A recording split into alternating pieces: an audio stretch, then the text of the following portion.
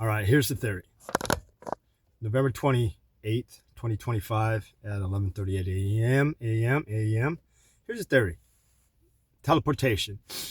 One theory, first off, is Jesus teleported out of the tomb 3 days after his death. That's one theory. Teleportation. He was on a dimensional level that no one else was on. Obviously on a level that the people didn't know about.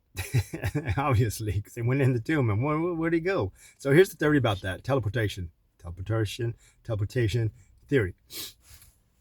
We have trillions of cells to create our human body. Trillions of cells to create our human body. Trillions. So if we take, for example, organs created from trillions of cells to the nervous system and then to the body. I heard this theory from somebody else. So you start with the organs, the nervous system, and then the rest of the body. And that's how the body is created. Just a theory.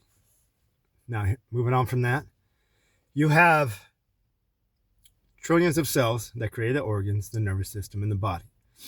You take all those cells and recalculate their destination, relocate their destination from one point, which is where you're present, which is where you're at right now, right here, right now. So you take that destination, that plot, and move it to a different location. Let's say you're in America and you want to go to Asia or Europe, right? You teleport and retarget your cells to a different location onto the grid and in Europe. So you take all those trillions of cells that automatically do what? Retargets itself all at once into another location in Europe. Teleportation. That's a theory. Every single cell is spirit and every single cell is conscious. That's why God is within, because we are the spirit, we are the conscious, and we are the body. But we are only the body temporarily, while our spirit is eternal.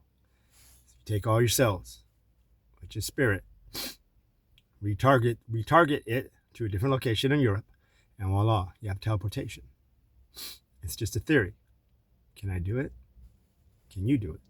Comment below. There's a book downstairs, down in the description. It's called The Book of Wisdom by Harry Joseph. And he talks about your cells. He talks about your consciousness. He talks about your spirit.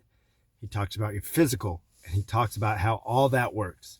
And that's how you're going to, if you go to church, that's how you're going to know yourself. Know thyself, right? There's nothing new under the sun. This has already existed for eons of years.